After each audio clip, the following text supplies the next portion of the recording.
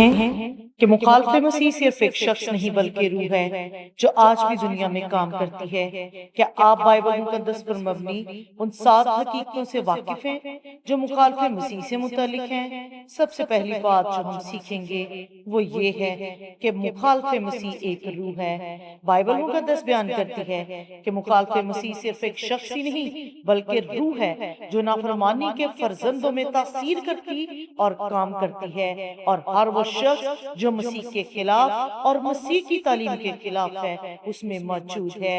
یوحنا رسول کا پہلا خط اس کا 2 باب اور 18ویں آیت میں لکھا ہے، اب بھی بہت سے مخالف مسیح ظاہر ہو چکے ہیں، یعنی یہی روح آج میڈیا، تعلیم، معاشرتی نظام میں سرگرم عمل دکھائی دیتی ہے۔ دوسری بات، وہ خود خدا کہلائے گا، یعنی مخالف مسیح صرف مسیح کی مخالفت ہی نہیں کرے گا بلکہ وہ خود خدا کہلائے گا اور پرستش کروائے گا۔ تسالونیکے کی کلیسیا کے نام مقدس پولس رسول کا 2 خط اس کا 2 باب اور 4 آیت میں لکھا ہے، جو مخالفت کرتا ہے اور ہر ایک سے جو خدا یا معبود کہلاتا ہے اپنے آپ کو بڑا بناتا ہے، یہاں تک کہ وہ خدا کے مقدس میں بیٹھ کر اپنے آپ کو خدا ظاہر کرتا ہے، وہ خدا کے مقدس میں یوں بیٹھے گا جیسے خود خدا ہو۔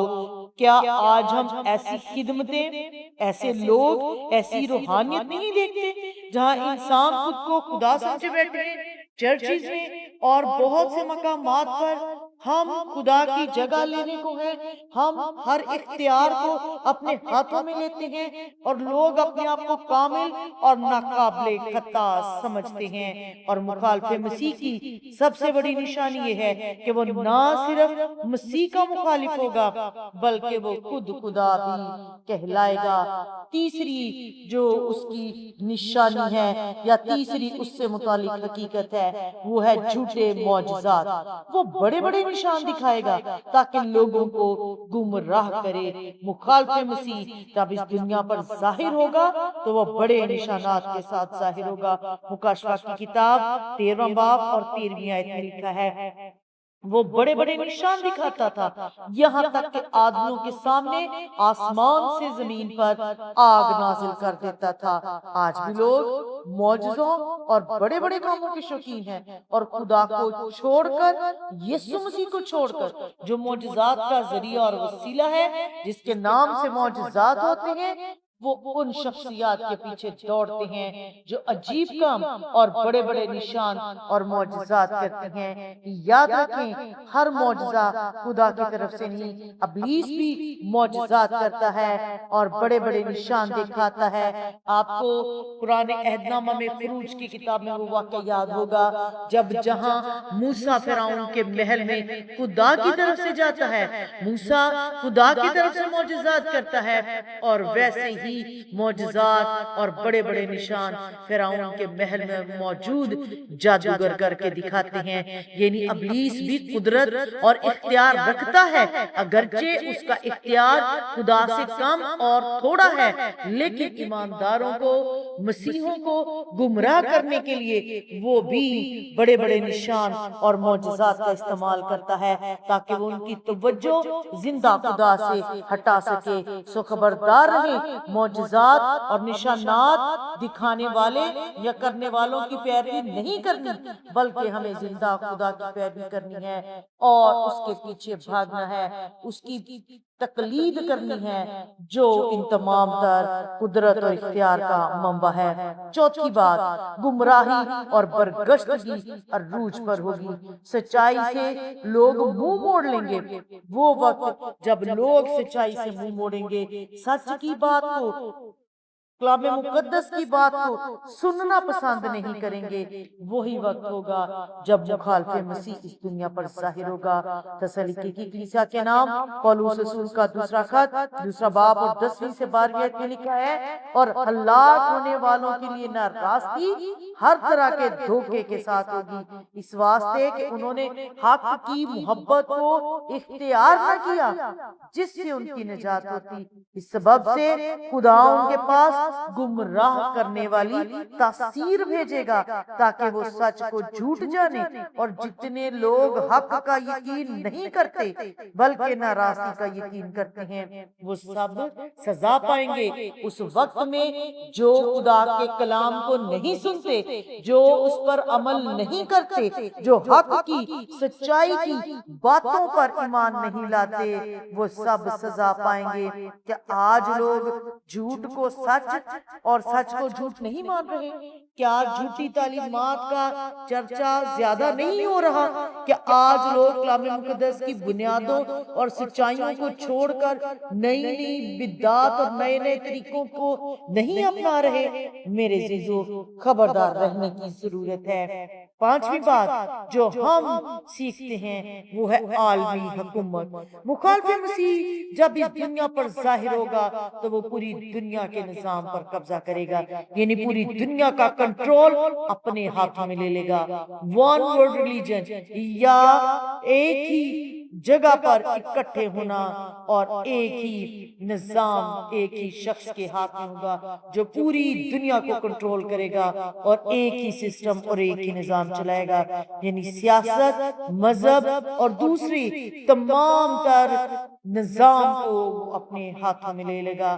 مکاشفہ کی کتاب 13واں باب اور 7ویں آیت میں لکھا ہے، اور اسے یہ اختیار دیا گیا کہ مقدسوں سے لڑے اور ان پر غالب آئے، اور اسے ہر قبیلے اور امت اور اہل زبان اور قوم پر اختیار دیا گیا، یعنی ابلیس کو اختیار دیا جائے گا۔ یہ اس کی زندگی کی حقیقت ہوگی کہ وہ مقدسوں سے لڑے اور ان پر غالب آئے۔ مقدسوں کی ہار اس سبب سے ہوگی کیونکہ خدا کی طرف سے اس کو اختیار ملے گا، اور وہ نہ صرف مقدسین سے بلکہ دنیا کے ہر ایک قبیلے، امت اور اہل زبان پر اختیار رکھے گا، یعنی عالمی حکومت قائم ہوگی۔ دنیا کا عالمی اتحاد اس کی نشانی یا مثال ہو سکتا ہے۔ چھٹی بڑی حقیقت جو ہم مخالف مسیح سے متعلق سیکھتے ہیں وہ ہے مارک آف دا بیسٹ، جانور کا نشان۔ وہ سب پر یعنی نشان اور مہر لگائے گا، اور وہ مہر جو ہوگی جس کا عدد ہے 666، وہ مہر، وہ چھاپ سب ہی کے اوپر لگائے گا۔ جب آپ مکاشفہ کی کتاب کو پڑھتے ہیں تو وہاں پر مکاشفہ کی کتاب میں ہمیں اس حقیقت کے بارے میں پتہ چلتا ہے کہ مخالف مسیح کی آمد کے ساتھ یہ سب ہوگا۔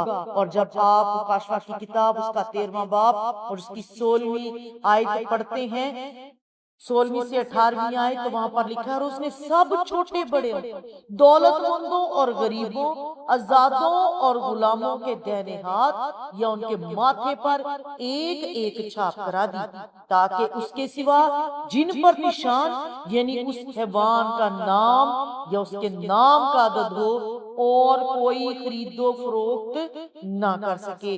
حکمت کا یہ موقع ہے، جو سمجھ رکھتا ہے وہ اس حیوان کا عدد گن لے، کیونکہ وہ آدمی کا عدد ہے اور اس کا عدد 666 ہے۔ حکمت کا موقع یہ ہے کہ ہم پہچانیں اور جانیں کہ مارک آف دا بیسٹ کیا ہے، 666، اور وہ ماتھے پر چھاپ کرے گا یا وہ دائیں ہاتھ کے اوپر چھاپ لگائے گا، اور یہ چھاپ ہر ایک پر لگائی جائے گی، چھوٹوں پر، بڑوں پر، دولت مندوں پر، غریبوں پر، آزادوں پر اور غلاموں پر، اور جس کے اوپر یہ چھاپ نہ ہوگی وہ کسی بھی قسم کی خرید و فروخت نہیں کر سکے گا، کسی بھی قسم کا لین دین نہ کر سکے گا، یعنی جو اس کے لوگ ہوں گے وہ یہ چھاپ لیں گے اور یہ ان کی نشانی ہوگی کہ یہ اس کے پیروکار ہیں۔